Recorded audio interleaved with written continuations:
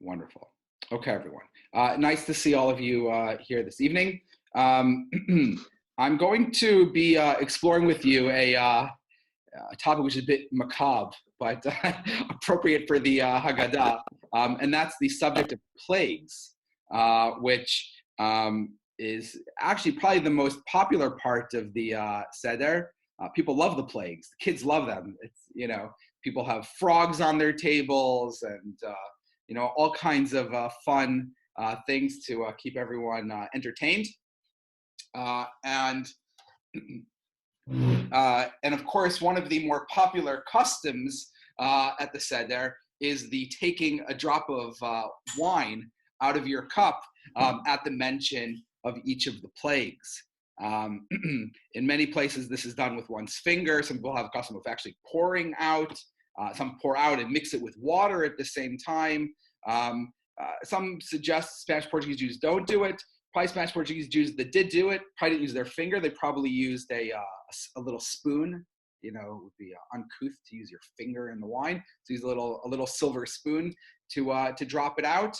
And as my father used to say, don't lick your finger after you've done it, or else you're going to get plague in your mouth. So that's just one of the family jokes. Okay.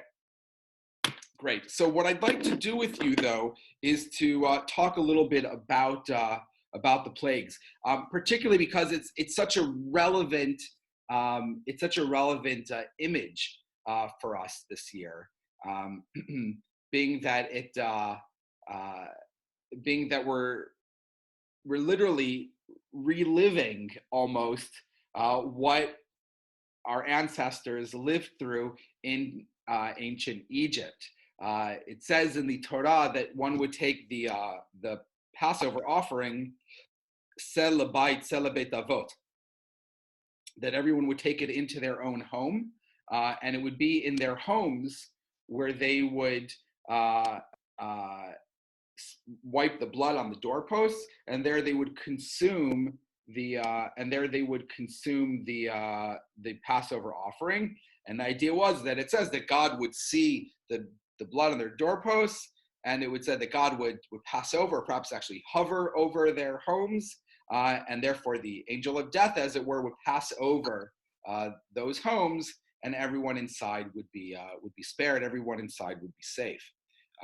It's actually for this reason that there's the custom of firstborns to fast on Erev Pesach, because if they had been in Egypt, right, their lives would have been in danger, and therefore the custom is for them to fast, and to get out of fasting, they make a siyum, they complete something in the study of Torah, and that allows them to eat because of the joy of completing the study of Torah, and as a result, firstborns should make sure to tune in tomorrow. Rabbi Haggadah is going to be doing a Zoom siyum, and can have that count as their siyum, and then we'll be able to eat during the day. But this image, right, of sitting in one's homes while plague is outside, but being safe in one's homes, is obviously resonates this year as, fortunately, there is disease around us, but hopefully in our homes, we are secure, we are safe and secure. And there's a line in the Haggadah that says, "B'chol dor vador chayav adam lerot et atzmo kilu hu yatsa miMitzrayim," that in every generation one should see themselves as if they have left Egypt. And I was thinking that this year, that's usually a difficult thing to do, but maybe this year that's actually a bit easier to do, because we really could imagine what that would have been like as, death is happening around and we're in our homes and feeling that God is protecting us in our homes. And I think we'll be able to really connect with that experience this year. And then, of course, being able to go free and to go out, and how much I imagine all of us are looking forward to going free and to going out and feeling safe outside once again. So I think it's going to be a very resonant for us this year. But what I want to talk about with you is this issue of Passover and plagues, but really in the way that it relates to that Passover was historically an incredibly dangerous time, was an incredibly dangerous time for Jewish people. And I'll just bring that out through one halacha that relates to Pesach, and then we'll start to kind of explore some of these ideas a bit further. So I'm going to share my screen with you, and we can take a look at some sources.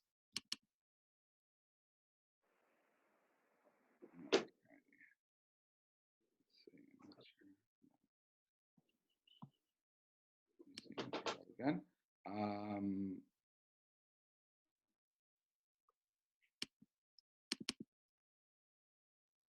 right. For some reason, it doesn't seem to be sharing it. Does anyone? Do you guys see a page in front of you?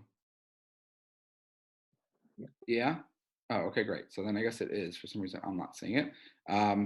Fine. So I'll just open it up over here.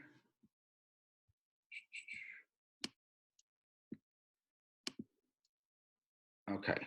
So you guys can see this page of the Shulchan Aruch? Oh, brilliant. Okay, great. So it says over here the following. It says that it is a mitzvah to seek red wine. So this is the practice that on Pesach we know we're supposed to drink 4 cups of wine. And according to Shulchan Aruch, Rav Yosef Karo, he says that there is a mitzvah to have specifically red wine on Pesach. So why red wine? So we're going to open up one of the commentaries over here and see what it says. So we're going to open up the Turei Zahav, and he says the following. He says the reason, unfortunately it's only in the Hebrew here, but he says the reason that we do this is, he says, the yesh od remes, because there is a hint, la adom, to red, zecher lidam, right, as a remembrance to the blood. Shehaya paro shochet b'nei Israel, because Pharaoh was slaughtering the children of Israel, right? And so we have red wine as a reminder. Again, we have lots of symbols on the Seder table, and the red wine is supposed to remind us of the blood, of the suffering that we experienced in Egypt. But then the Turei Zahav adds, he says, Veha'idna, but nowadays, right? So writing, I believe he lived in the 18th century. He says, Nimnu milikach yain edom. He goes, but nowadays we refrain from taking red wine, mipnei alilut shikarim, because of the false accusations. And of course, by his, he means the false accusations, he's referring to the blood libels, right? To the blood libels, right? The Jews were accused of consuming the blood of Christian babies. And most famously, right, the blood was not just consumed, but it was baked into the matzot, right? It was baked into the matzah that we would eat on Pesach. And so he was so concerned about blood libels that he said, if we actually drink red wine, maybe we will be accused of drinking blood.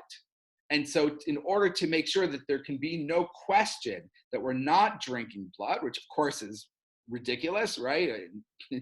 Jews have all these laws about not drinking blood, right? But in order to make sure that that would be clear, he said the custom would become to actually drink white wine, so that it would be clear that there's no actual blood inside of it. It's I find it actually a really moving insight, because it's dealing with halakhic sources, but it's clear that the halakha is being changed because of incredibly difficult circumstances. And this is something that Jews faced throughout the medieval times. It actually started here in England with, I think it was William of Norwich, who was a case of a Christian child that had gone missing, and the Jews were accused. And then it kind of spread throughout Europe, accusations whenever a Christian child would disappear, that it's the Jews that have done it. And it seems that this was particularly dangerous around the times of Passover. Now, why would this have been particularly during Passover that this kind of accusation would come up? Does anybody have any thoughts on why that would be? So I'll tell you. Would it be because it would usually coincide with Easter? Exactly, right. So it coincides with Easter, as it actually does this year, right? Passover coincides with Easter. In fact, Easter is often based on the Hebrew calendar in terms of when it falls out. Um, and so it would often come either on Passover or just around that same time. And of course, Easter is commemorating the, the death of Jesus, right? When he was crucified, right? And in fact, the Last Supper, right, is said to have been the Seder, right? That he was having the Passover Seder, right? That's the Last Supper. And so there's a very close association between the crucifixion and Passover, right, during the time of year. Um, but if you take it even further, right, then there's all these other connections that people would then bring in together, right? So one of them is, of course, this accusation that Jews were responsible for the crucifixion, right? And so that idea that, in a sense, Jews are recreating the crucifixion every single year, right? Regularly, right? Even in our days, right? So they can't crucify Jesus anymore. So instead, they're crucifying Christian babies, right? That's the imagined the imagined association with them. Of course, the joke about all this is that Jews don't care, right? Jews are not thinking about this at all, right? It's not at all within our, but for Christians who this is an incredibly intense, fervent time for them, right? This is something that Christians in those times would have been really thinking about, and so they're often the ones that are making the leap. In fact, Professor David Berger, who's one of the real experts in medieval Ashkenazi Jewish history, and is the dean of Yeshiva University's Graduate School of Judaic Studies, actually thought there maybe was almost like a deeper psychological connection between them as well, because of course one of the rituals of Christians is that of communion, and at communion you take the sacrament, and in the sacrament you take the wafer and you put it in your mouth, right? And the wafer symbolizes, right, the body of Jesus, right? And the wine that they drink, right, symbolizes his blood. So he said, in fact, Christians are doing this, right? Christians are associating, right, the body, right, the body of Jesus with their actual consumption of wafer and wine, right? And so perhaps they therefore saw what it was the Jews were doing, right? Eating matzah, right? Eating a wafer, right? And drinking wine as, oh, Jews are in a sense doing communion, but instead of doing it in a respectful way, right? We're actually trying to consume, or we're trying to recreate the crucifixion ourselves, right? And so it caused a lot of danger for Jews because of all of these kinds of associations that Christians were drawing up, and there were terrible pogroms that happened, massacres of Jews being burnt in synagogues, and so on during this time of year, and so it became a difficult time. In fact, we know even into the 19th century, these accusations persisted. Famously, Sir Rosa Montefiore tried to intercede on behalf of those that were suffering from these false accusations.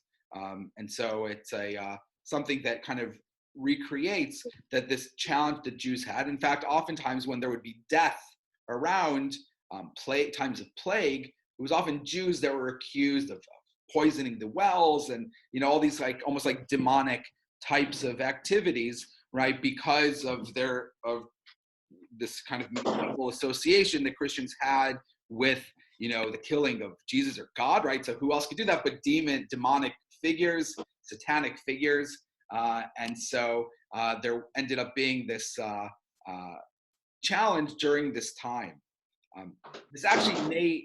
This issue may actually explain a particular teaching in the Mishnah that appears in our Haggadah. And so I'm going to turn to the Haggadah now, and I'm going to skip forward to towards the end of Magid, where we tell the story. And it says the following over here. Here we have the 10 plagues.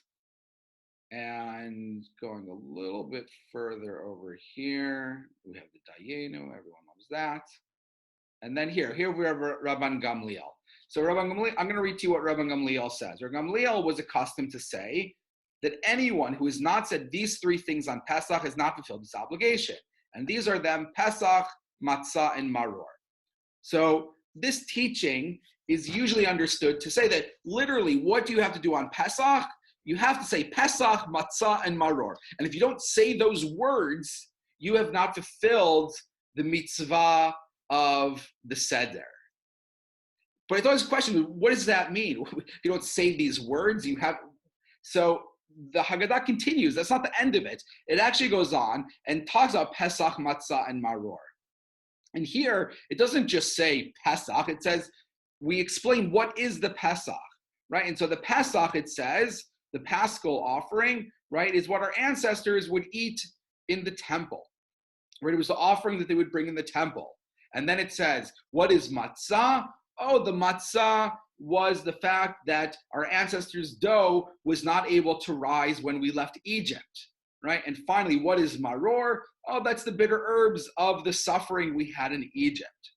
Now, why does Rabban Gamliel say you need to say these three things? So some scholars have suggested that this may actually have to do with Christians again. And the fact that Christians, again, you have to remember the first Christians were Jews, right? Jesus was a Jew, right? The apostles were Jews, right? And that they were continuing to keep the Torah, right? Following mitzvot with one addition, right? And they were doing Pesach. But when they celebrated Pesach, they attributed new meaning to the rituals that we do on Passover. And they said the following. They said, the Korban Pesach, the sacrifice, is the sacrifice, not of the sacrifice in Egypt, but the sacrifice of Jesus.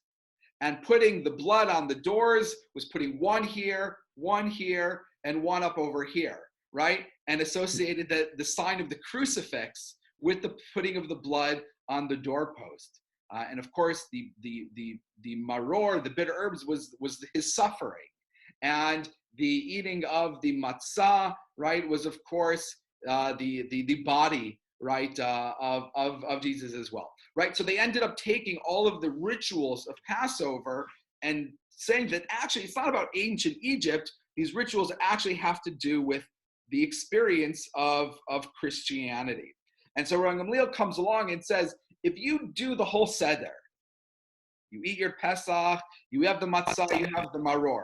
But when you do those things, you have in mind Christianity, lo yatsa, you have not fulfilled your obligation. Every one of their Seder has to declare what each of these things are. Why are we eating Pesach?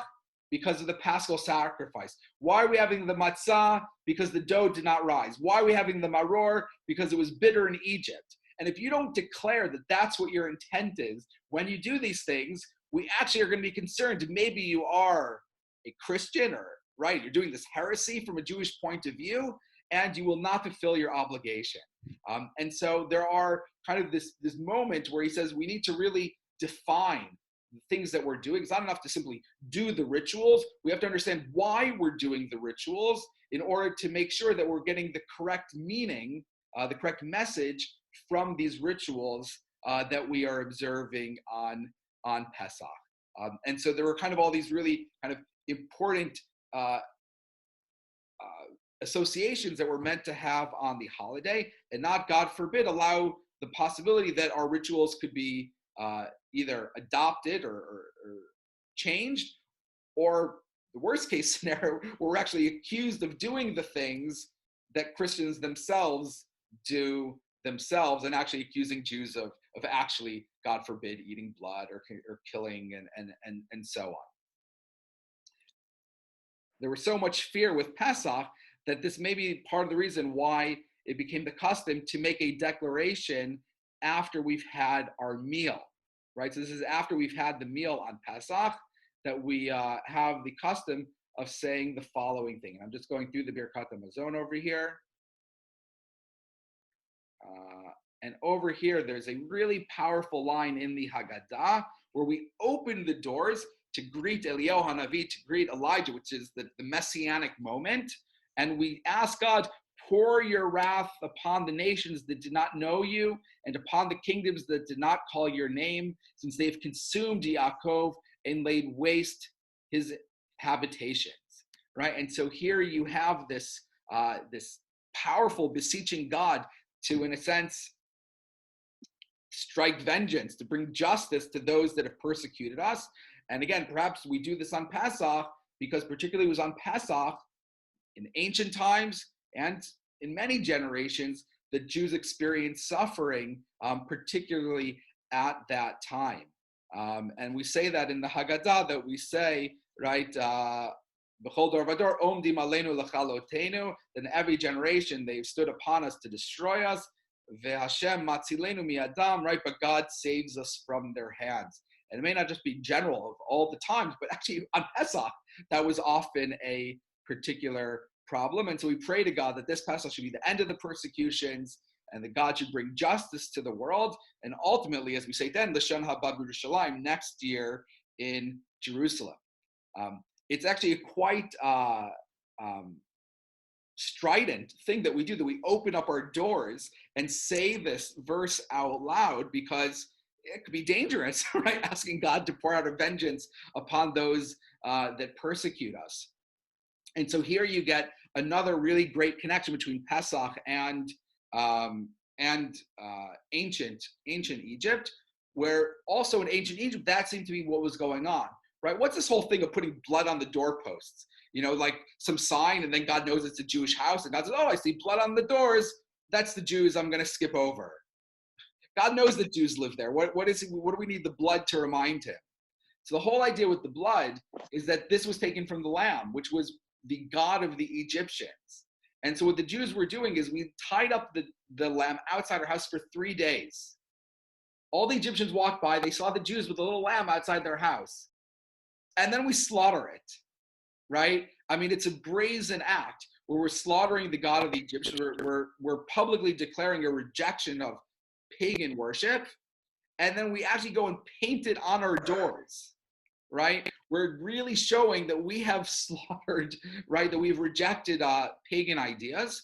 And God says, if you have that much confidence, right, that much faith in me, then,